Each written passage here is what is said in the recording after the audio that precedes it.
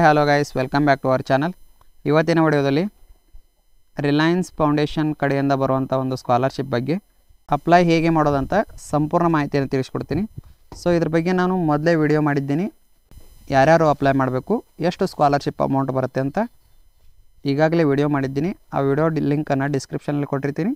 So ಇಲ್ಲಿ I card ಬರುತ್ತೆ ನೋಡಿ, ಐ ಕಾರ್ಡ್ ಮೇಲೆ ಕ್ಲಿಕ್ ಮಾಡ್ಕೊಂಡ್ರೆ ಆ ವಿಡಿಯೋ ಪ್ಲೇ ಆಗುತ್ತೆ. ಸೊ ಆ ಒಂದು ವಿಡಿಯೋನ ನೋಡಿ ಆ ನಂತರ ಇದಕ್ಕೆ ಅಪ್ಲಿಕೇಶನ್ ಹಾಕಿ. ಸೊ ಮೊದಲೇದಾಗಿ ಈ ರೀತಿಯಾಗಿ ಇಂಟರ್ಫೇಸ್ ಬರುತ್ತೆ, ಇದರ ಲಿಂಕನ್ನು ಡಿಸ್ಕ್ರಿಪ್ಷನಲ್ಲಿ ಕೊಟ್ಟಿರ್ತೀನಿ. ಈ ರೀತಿಯಾಗಿ ಇಂಟರ್ಫೇಸ್ ಬರುತ್ತೆ. ಸೊ ಅವರು ಒಂದು 2 ಟ್ಯಾಬನ್ನು ಕೊಟ್ಟಿರ್ತಾರೆ, ಅಂದರೆ ಪೋಸ್ಟ್ ಗ್ರ್ಯಾಜುಯೇಷನ್ ಸ್ಟೂಡೆಂಟ್ಸ್ಗಳಿಗೆ ಮತ್ತು ಅಂಡರ್ ಗ್ರ್ಯಾಜುಯೇಷನ್ ಸ್ಟೂಡೆಂಟ್ಸ್ಗಳಿಗೆ ಮಾತ್ರ ಅಪ್ಲೈ ಆಗೋದು. ಸೊ ಇದ್ರ ಬಗ್ಗೆ ಹೆಚ್ಚಿಗೆ ಏನು ಹೇಳೋಕ್ಕೋಗಲ್ಲ. ಸೊ ಅಂಡರ್ ಗ್ರ್ಯಾಜುಯೇಷನ್ ಆಗಲಿ ಪೋಸ್ಟ್ ಗ್ರ್ಯಾಜುಯೇಷನ್ ಆಗಲಿ ಸೇಮ್ ಪ್ರೊಸೀಜರ್ ಇರುತ್ತೆ. ಸೊ ಒಬ್ರದ್ದು ನಾನು ತಿಳಿಸ್ಕೊಡ್ತೀನಿ. ಸೊ ನಿಮ್ಗೆ ನೀವು ಅಂಡರ್ ಗ್ರ್ಯಾಜುಯೇಷನ್ ಸ್ಟೂಡೆಂಟ್ಸ್ ಇದ್ದರೆ 2ನೇ ಟ್ಯಾಬ್ ಮೇಲೆ ಕ್ಲಿಕ್ ಮಾಡ್ಕೊಳ್ಳಿ. ಪೋಸ್ಟ್ ಗ್ರ್ಯಾಜುಯೇಟೆಡ್ ಇದ್ದರೆ 1ನೇ ಟ್ಯಾಬ್ ಮೇಲೆ ಕ್ಲಿಕ್ ಮಾಡ್ಕೊಳ್ಳಿ. ಸೊ ಅದನ್ನು ಕ್ಲಿಕ್ ಮಾಡ್ಕೊಂಡಾದ ತಕ್ಷಣ ಈ ರೀತಿ ಒಂದಿಬ್ಬರು ಹುಡುಗರು ಒಂದಿಬ್ಬರು ಹುಡುಗಿಯರು ಬರ್ತಾರೆ. ಸೊ ಈ ರೀತಿಯಾಗಿ ಇಂಟರ್ಫೇಸ್ ಬರುತ್ತೆ. ಸ್ಕ್ರೋಲ್ ಡೌನನ್ನು ಮಾಡ್ಕೋಬೇಕು. ಸ್ಕ್ರೋಲ್ ಡೌನ್ ಆದ ತಕ್ಷಣ you must meet the below criteria ಅಂತ ಬರುತ್ತೆ. ಸೊ ಇದಕ್ಕೆ ಟಿಕ್ ಮಾಡಿಕೊಂಡು 12ನೇ ತರಗತಿಯ ಪರ್ಸಂಟೇಜನ್ನು ಹಾಕಬೇಕಾಗತ್ತೆ. ಅದನ್ನು ಹಾಕಿ ಸೆಲೆಕ್ಟ್ ಡಿಗ್ರಿ ಸ್ಟ್ರೀಮ್ನಲ್ಲಿ ಯಾವ್ದು ಮಾಡ್ತಿದ್ದೀರಿ ಅಂಥೇಳಿ ಸೆಲೆಕ್ಟ್ ಡಿಗ್ರಿ ಅಂತ ಕೇಳುತ್ತೆ. ಸೊ ಡಿಗ್ರಿಯನ್ನು ಸೆಲೆಕ್ಟ್ ಮಾಡ್ಕೋಬೇಕು ಮತ್ತು ಸೆಲೆಕ್ಟ್ ಡಿಗ್ರಿ ಮತ್ತೊಮ್ಮೆ ಚೂಸ್ ಮಾಡ್ಕೋಬೇಕು. ಅದಾದ ತಕ್ಷಣ first name, last name, email ID, mobile number ಹಾಕಬೇಕು. ಸೋರ್ಸ್ ಅಂದರೆ select the source of information ಅಂತ ಕೊಟ್ಟಿರ್ತಾರೆ. ಅದರಲ್ಲಿ ನೀವು ಎಲ್ಲಿ ನೋಡ್ರಿ ಅನ್ನೋದನ್ನು, ಅಂದರೆ ಈ ಸ್ಕಾಲರ್ಶಿಪ್ ಬಗ್ಗೆ ಎಲ್ಲಿ ಗೊತ್ತಾಯ್ತು ಅಂಥೇಳಿ ನೀವು ನೋಡ್ಕೋಬೇಕು. ಅದನ್ನು ಚೂಸ್ ಮಾಡಬೇಕು. ಡಿಸ್ಟಿಕ್ಕು ಮತ್ತು ಸೆಲೆಕ್ಟ್ ದಿ ಹೌಸ್ ಅಂತ ಕೇಳುತ್ತೆ. ಸೊ ಡಿಸ್ಟಿಕ್ಕನ್ನು ಚೂಸ್ ಮಾಡ್ಕೊಳ್ಳಿ, ನಿಮ್ಮ ಒಂದು ಡಿಸ್ಟಿಕ್ಕನ್ನು. ಸ್ಟೇಟ್ ಹಾಕ್ಕೊಂಡು ಡಿಸ್ಟಿಕ್ಕನ್ನು ಹಾಕಬೇಕು. ಡಿಸ್ಟಿಕ್ ಹಾಕ್ಕೊಂಡಾದ ತಕ್ಷಣ ಸೊ ಈ ರೀತಿಯಾಗಿ ನಿಮಗೆ select the house hold income ಅಂತ ಕೇಳುತ್ತೆ. ಅದನ್ನು ಚೂಸ್ ಮಾಡಿಕೊಂಡು ಇದಕ್ಕೆ ಇಲ್ಲಿ ಟಿಕ್ ಮಾರ್ಕ್ ಮಾಡ್ಕೊಳ್ಳಿ. ಮತ್ತು ಇಲ್ಲಿ ಟಿಕ್ ಮಾರ್ಕ್ ಮಾಡಿಕೊಂಡು ಇಲ್ಲಿ ಕೊಟ್ಟಿರೋ ಕ್ಯಾಪ್ಚರನ್ನು ನೀವು ಟೈಪ್ ಮಾಡಬೇಕಾಗುತ್ತೆ. ಟೈಪ್ ಮಾಡಿಕೊಂಡು ಸಬ್ಮಿಟ್ ಕೊಡಬೇಕು. ಸಬ್ಮಿಟ್ ಅಂತ ಕೊಟ್ಟಾದ ತಕ್ಷಣ ನಿಮ್ಮ ಒಂದು ಇಮೇಲ್ ಯಾವ್ದು ಕೊಟ್ಟಿರ್ತೀರಿ ಅದಕ್ಕೆ ಮೆಸೇಜ್ ಬಂದಿರುತ್ತೆ. ಇಮೇಲ್ ID ಮತ್ತು ಪಾಸ್ವರ್ಡ್ ಬಂದಿರುತ್ತೆ. ಆ ಲಿಂಕ್ ಮೇಲೆ ಕ್ಲಿಕ್ ಮಾಡಿಕೊಂಡ್ರೆ ನಿಮ್ಮ ಒಂದು ಇಮೇಲ್ ID ಮತ್ತು ಪಾಸ್ವರ್ಡ್ ಅಲ್ಲಿ ಕೊಟ್ಟಿರೋದು ಹಾಕಿ ಮತ್ತೊಮ್ಮೆ ನಿಮ್ಮ ಒಂದು ಓನ್ ಪಾಸ್ವರ್ಡನ್ನು ಸೆಟ್ ಮಾಡ್ಕೋಬೇಕು. ಓನ್ ಪಾಸ್ವರ್ಡನ್ನು ಸೆಟ್ ಮಾಡ್ಕೊಂಡಾದ ತಕ್ಷಣ ಮತ್ತೆ ಇಲ್ಲಿಗೆ ಬಂದು ನೀವು ಲಾಗಿನ್ ಆಗಬೇಕಾಗುತ್ತೆ. ಲಾಗಿನ್ ಆದ ತಕ್ಷಣ ಸೊ OTP ಕೇಳುತ್ತೆ. ನಿಮ್ಮ ಒಂದು ಇಮೇಲ್ ID ಪಾಸ್ವರ್ಡ್ ಹಾಕಿದ ತಕ್ಷಣ ಯೂಸರ್ ನೇಮ್ ಕೇಳಿದರೆ ನಿಮ್ಮ ಇಮೇಲ್ IDನೇ ಯೂಸರ್ ನೇಮ್ ಆಗಿರುತ್ತೆ, ಅದನ್ನೇ ಹಾಕಬೇಕು. OTP ಹಾಕಿ ಸಬ್ಮಿಟ್ ಕೊಡಿ. ಸಬ್ಮಿಟ್ ಕೊಟ್ಟಾದ ತಕ್ಷಣ ಈ ರೀತಿಯಾಗಿ ಇಂಟರ್ಫೇಸ್ ಬರುತ್ತೆ. ಸೊ ಈ ರೀತಿಯಾಗಿ ಇಂಟರ್ಫೇಸ್ನಲ್ಲಿ ಸೊ ನಾನು ಮೊದಲಿಗೆ ಇದನ್ನು ಅಪ್ಲೈ ಮಾಡಿದ್ದೀನಿ. ಸೊ ಇಲ್ಲಿ ಕಂಟಿನ್ಯೂ ಅಪ್ಲಿಕೇಶನ್ ಅಂತೇಳಿ ಕ್ಲಿಕ್ ಮಾಡ್ಕೋಬೇಕು. ಕಂಟಿನ್ಯೂ ಅಪ್ಲಿಕೇಶನ್ ಅಂತೇಳಿ ಕ್ಲಿಕ್ ಮಾಡ್ಕೊಂಡಾದ ತಕ್ಷಣ ಸೊ ಭಾಳಷ್ಟು ಡೀಟೇಲ್ಸ್ ಇರುತ್ತೆ. ಸೊ ಅದನ್ನು ಸಮಾಧಾನವಾಗಿ ಕುಂತು ಒಂದಲ್ಲ ಎರಡಲ್ಲ 3 ಸಾರಿ ನೋಡಿ ನೀವು ಇದಕ್ಕೆ ಸರಿಯಾದ ಡೀಟೇಲ್ಸನ್ನು ಫಿಲ್ ಮಾಡಬೇಕು. ಮೊದಲನೇದಾಗಿ ಹೆಸರು, ಮಿಡಲ್ ನೇಮ್, ಲಾಸ್ಟ್ ನೇಮ್ ಎಲ್ಲ ಕೊಟ್ಟಿರ್ತಾರೆ. ಮಿಡಲ್ ನೇಮ್ ಕೊಟ್ಟಿರಲ್ಲ, ಮಿಡಲ್ ನೇಮ್ ಹಾಕಿ, ಜೆಂಡರ್ ಹಾಕ್ಕೊಳ್ಳಿ. ಟೆಲಿಫೋನ್ ನಂಬರ್ ಇದ್ದರೆ ಹಾಕಿ, ಇಲ್ಲಾಂದರೆ ಬಿಡಿ. ಡೇಟ್ ಆಫ್ ಬರ್ತ್ ಹಾಕಿ. ಡೇಟ್ ಆಫ್ ಬರ್ತನ್ನು ಈ ರೀತಿಯಾಗಿ ಕ್ಯಾಲೆಂಡರ್ ಕೊಟ್ಟಿರ್ತಾರೆ ಮತ್ತು ಸೊ ಮೊದಲಿಗೆ ಇಲ್ಲಿ ಸೈಡ್ ಕೊಟ್ಟಿರ್ತಾರೆ ನೋಡಿ, ವರ್ಷದ ಮೇಲೆ ಕ್ಲಿಕ್ ಮಾಡಿಕೊಂಡು ನಿಮ್ಮ ಒಂದು ಹುಟ್ಟಿದ ವರ್ಷವನ್ನು ಸೆಲೆಕ್ಟ್ ಮಾಡ್ಕೊಳ್ಳಿ. ತಿಂಗಳ ಮೇಲೆ ಕ್ಲಿಕ್ ಮಾಡಿಕೊಂಡು ತಿಂಗಳನ್ನು ಇಲ್ಲಿ ಸೈಡ್ ಸ್ಕ್ರೋಲ್ ಮಾಡಿಕೊಂಡು ಸೈಡಿಗೆ ಕ್ಲಿಕ್ ಮಾಡ್ಕೊಂಡು ನೀವು ಸೆಟ್ ಅಂತ ಕೊಡಬೇಕು. ಸೆಟ್ ಆಗುತ್ತೆ. ಸೊ ಪ್ಲೇಸ್ ಆಫ್ ಬರ್ತ್ ಅಂತ ಕೇಳುತ್ತೆ, ನಿಮ್ಮ ಹುಟ್ಟಿರುವ ಸ್ಥಳದ ಹೆಸರು ಹಾಕಿ. ರಿಲಿಜನ್ ಅಂತ ಕೇಳುತ್ತೆ, ನಿಮ್ಮ ಒಂದು ರಿಲಿಜನನ್ನು ಕೊಡಬೇಕು. ಅದರ್ ಟಂಕ್ ಯಾವ್ದು ಬರುತ್ತೆ ಅದನ್ನು ಸೆಲೆಕ್ಟ್ ಮಾಡ್ಕೊಳ್ಳಿ. ಮತ್ತು ನ್ಯಾಷನಾಲಿಟಿ ಇಂಡಿಯಾ ಅಂತ ಇರುತ್ತೆ, ಅದಂತೂ ಚೇಂಜ್ ಮಾಡೋ ಅವಶ್ಯಕತೆ ಇಲ್ಲ. ಸೊ ನಿಮ್ಗೇನಾದರೂ ಡಿಸೇಬಿಲಿಟಿ ಇದ್ದರೆ ಅದನ್ನು ಚೂಸ್ ಮಾಡ್ಕೊಳ್ಳಿ, ಅಥವಾ ಏನೂ ಇರಲಿಲ್ಲ ಅಂದರೆ ನಾಟ್ ಅಪ್ಲಿಕೇಬಲ್ ಅಂತ ಕೊಟ್ಟು ಕೆಳಗಡೆ ನಿಮ್ಮ ಒಂದು ಅಡ್ರೆಸ್ ಡೀಟೇಲ್ಸನ್ನು ಹಾಕಬೇಕು. ಕರೆಂಟ್ ಅಡ್ರೆಸ್ ಡೀಟೇಲ್ಸನ್ನು ಕೊಡಿ. Address 1, address 2, address 3 so address 1ನಲ್ಲಿ ಎಲ್ಲ ರೀತಿಯಾಗಿ ಹಿಡಿಸಿದರೆ ಅಡ್ರೆಸ್ 1ನಲ್ಲಿ ಕೊಡಿ. 2ನಲ್ಲಿ ಹಿಡಿಸಲಿಲ್ಲ ಅಂದರೆ 1ನೇದರಲ್ಲಿ ಹಿಡಿಸಲಿಲ್ಲ ಅಂದರೆ 2ನೇದರಲ್ಲಿ ಕಂಟಿನ್ಯೂ ಮಾಡ್ಬೋದು. ಪಿನ್ ಕೋಡನ್ನು ಹಾಕಿ. ಮೇನಾಗಿ ಪಿನ್ ಕೋಡ್ ಇಂಪಾರ್ಟೆಂಟ್ ಆಗುತ್ತೆ.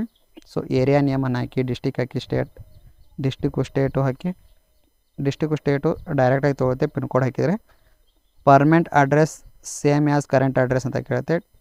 ಇದಕ್ಕೆ ಟಿಕ್ ಮಾಡ್ಕೊಳ್ಳಿ. ಟಿಕ್ ಮಾಡ್ಕೊಂಡ್ರೆ ತಾನೇ ತೊಗೊಳುತ್ತೆ. So please address if you have receive and any corresponding details. Physical corresponding details ಅಂದರೆ ನಿಮ್ಮ ಒಂದು ಫಿಸಿಕಲ್ ಕರೆಸ್ಪಾಂಡಿಂಗ್ ಡೀಟೇಲ್ಸನ್ನು ತೊಗೋತಾರೆ. ಅಂದರೆ ನಿಮ್ಮ ಒಂದು ಮನೆಗೆ ಬಂದು ನಿಮ್ಮ ಡೀಟೇಲ್ಸನ್ನು ಅದಾದ ತಕ್ಷಣ ಫ್ಯಾಮಿಲಿ ಡೀಟೇಲ್ಸನ್ನು ಹಾಕಬೇಕು. ನಿಮ್ಮನ್ನು ಹಿಡಿದು ಎಷ್ಟು ಜನ ನಿಮ್ಮ ಮನೆಯಲ್ಲಿ ಫ್ಯಾಮಿಲಿ ಮೆಂಬರ್ಸ್ ಇದ್ದಾರೆ ಅದನ್ನು ಕೊಡಬೇಕು. ಎರಡನೇದಾಗಿ number of children studying in family, ಅಂದರೆ ನೀವು ಆಯಿತು, ನಿಮ್ಮ ತಂದೆ, ನೀವು, ನಿಮ್ಮ ಬ್ರದರ್ ಆಗಿರ್ಬೋದು, ನಿಮ್ಮ ಸಿಸ್ಟರ್ ಎಷ್ಟು ಜನ ಓದ್ತಾ ಇದ್ದೀರಿ ಅನ್ನೋದನ್ನು ಕೊಡಬೇಕು. So please select I am first person in your generation, second person my family attending university, ಅದರಿದ್ದರೆ ಅದರ ಅಂತ ಕೊಡಿ. Are you a child of a single parent ಅಂತ ಕೇಳುತ್ತೆ. ಎಸ್ ಇದ್ದರೆ ಎಸ್ ಅಂತ ಹಾಕಿ, ನೋ ಇದ್ದರೆ ನೋ ಅಂತ ಹಾಕಿ. Are you either of your parents deceased ಅಂತ ಕೇಳುತ್ತೆ. ನಿಮ್ಮ ಫ್ಯಾಮಿಲಿ ಮೆಂಬರ್ಸ್ನಲ್ಲಿ ಫಾದರ್ ಮದರು ಬೋತ್ ಪೇರೆಂಟ್ಸ್ ಇದ್ದರೆ ಬೋತ್ ಹಾಕಿ, ಅಥವಾ ಒಬ್ಬರೇ ಇರಲಿಲ್ಲ ಅಂದರೆ ಫಾದರ್ ಇರಲಿಲ್ಲ ಅಂದರೆ ಫಾದರ್ ಹಾಕಿ, ಮದರ್ ಇಲ್ಲ ಅಂದರೆ ಮದರ್ ಹಾಕಿ. ಸೊ ಇದೆಲ್ಲ ಆದ ತಕ್ಷಣ ಇಲ್ಲಿ ರಿಲೇಷನ್ಶಿಪ್ ಅಂತ ಕೇಳಿದ್ದಾರೆ ನೋಡಿ. ಈಗ ನಿಮ್ಮ ಫ್ಯಾಮಿಲಿ ಮೆಂಬರ್ಸ್ನಲ್ಲಿ ಎಷ್ಟು ಜನ ಇರ್ತಾರಲ್ಲ, ಸೊ ಪ್ರತಿಯೊಬ್ಬರದ್ದು ಕೂಡ ರಿಲೇಷನ್ಶಿಪ್ಪು, ನೇಮು, ಎಜುಕೇಷನು, ಆಕ್ಯುಪೇಷನು, ಆ್ಯನ್ಯುವಲ್ ಇನ್ಕಮನ್ನು ನೀವು ಹಾಕಬೇಕಾಗತ್ತೆ ಇದಕ್ಕೆ. ಸೊ ಹಾಕಿ ಸೇವ್ ಅಂತ ಕೊಟ್ಟರೆ ಇಲ್ಲಿ ರಿಲೇಷನ್ಶಿಪ್, ನೇಮ್, ಎಜುಕೇಷನ್ ಈ ಒಂದು ಟ್ಯಾಬ್ನಲ್ಲಿ ಅವ್ರ ನೇಮು ಆ್ಯಡ್ ಹಾಕ್ಕೋತಾ ಹೋಗುತ್ತೆ, ಆ್ಯಡ್ ಆನ್ ಆಗುತ್ತೆ. ಸೊ ಎಲ್ಲರದ್ದು ಡೀಟೇಲ್ಸನ್ನು ಹಾಕಿ ಅದಾದ ತಕ್ಷಣ ಪೇರೆಂಟ್ ಅವ್ರ ಗಾರ್ಡಿಯನ್ ಕಾಂಟ್ಯಾಕ್ಟ್ ಡೀಟೇಲ್ಸನ್ನು ಹಾಕಬೇಕು.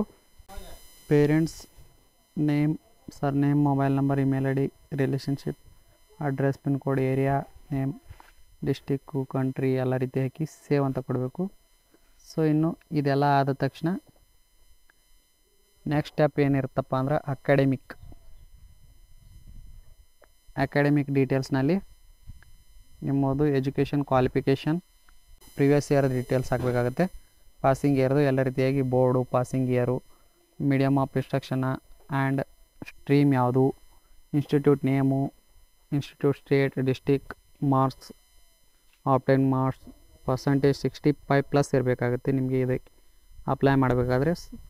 ಸೊ ಇದಾದ ತಕ್ಷಣ 10ನೇ ತರಗತಿ ಮತ್ತು 12ನೇ ತರಗತಿ ಎರಡೂ ಕೂಡ ಕೊಡಬೇಕಾಗುತ್ತೆ. ಅಂಡರ್ ಗ್ರ್ಯಾಜುಯೇಷನ್ ಕೋರ್ಸಸನ್ನು ಮಾಡ್ತಿದ್ದವರು, ಪೋಸ್ಟ್ ಗ್ರ್ಯಾಜುಯೇಷನ್ ಮಾಡ್ತಿದ್ದವರು 10, 12 ಮತ್ತು ಡಿಗ್ರಿದು ಡೀಟೇಲ್ಸ್ ಹಾಕಬೇಕು. ಇದಾದ ತಕ್ಷಣ ಸೊ ಇನ್ನು ಯು ಜಿ ಅಂತ ಇರುತ್ತಲ್ಲ, ಪ್ರೆಸೆಂಟ್ ಇಯರ್ ಯಾವ ಕೋರ್ಸನ್ನು ಮಾಡ್ತಿದ್ರಿ ಅನ್ನೋದನ್ನು ಫಿಲ್ ಮಾಡಬೇಕು. ಇದು ಕೂಡ education, degree field, degree type, degree programme, institute name, institute state, district, current course start year, ಯಾವ ವರ್ಷ ಸ್ಟಾರ್ಟ್ ಆಯಿತು, ಡ್ಯೂರೇಷನ್, ಈ ಕೋರ್ಸ್ ಯಾವಾಗ ಮುಗೀತೆ ಅಂದರೆ BSc ಅಂತ ತೊಗೋತಿರಲ್ಲ, ಈ ಕೋರ್ಸ್ ಎಷ್ಟು ವರ್ಷಕ್ಕೆ ಮುಗೀತೆ ಅಂತ ಹಾಕಿ ಸೇವ್ ಕೊಡಬೇಕು. ಸೇವ್ ಆದ ತಕ್ಷಣ ಇದೆಲ್ಲ ಸೇವ್ ಆದ ತಕ್ಷಣ ಅವಾರ್ಡ್ ಅಂತ ಇರುತ್ತೆ. ಅವಾರ್ಡ್ನಲ್ಲಿ ಆ್ಯಕ್ಟಿವಿಟಿ ಟೈಪ್ ನಿಮ್ದು ಏನಾದರೂ NCC ಅಥವಾ ಸ್ಕೌಟ್ಸ್ ಆ್ಯಂಡ್ ಗೈಡ್ಸ್ ಅನ್ನೋ ವಿದ್ಯಾರ್ಥಿಗಳಿದ್ದರೆ, ಸೊ ಈ ಒಂದು ಸ್ಕಾಲರ್ಶಿಪ್ನಲ್ಲಿ ರಿಸರ್ವೇಷನ್ ಇರುತ್ತೆ. ಸೊ ಅದಕ್ಕೋಸ್ಕರ ನಿಮಗೆ ಯಾವುದು ಅಪ್ಲೈ ಆಗುತ್ತೆ ಅದನ್ನು ನೋಡ್ಕೊಳ್ಳಿ, ಅಥವಾ ಏನೂ ಅಪ್ಲೈ ಇಲ್ಲ ಅಂದರೆ ಅದರ್ಸ್ ಅಂತ ಕೊಡ್ಬೋದು. ಅದರ್ಸ್ ಅಂತ ಕೊಟ್ಟು ಸೊ ಸ್ಕಿಪ್ ಮಾಡ್ಬೋದು ಇದನ್ನ.